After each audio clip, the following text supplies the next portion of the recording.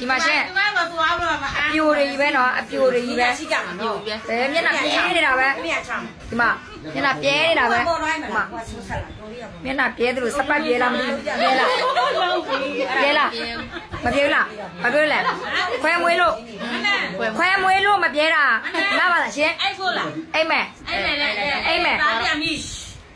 ကိုရွှေညောင်မပြောနဲ့နော်ကျမဒီမှာအိတ်ရမယ်မအိတ်လို့မရဘူးရှင်ဒီမှာပြဿနာတွေအများကြီးပြီးရှင်းရအောင်မယ်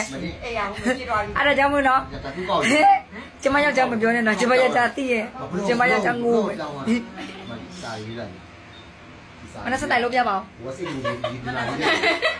လို့ပြပါဦးဘယ်လိုလဲအဲ့ဒါပြောငါချောလားအေးပြောကြည့်ပါဦးမလုပ်တော့ငါချောလား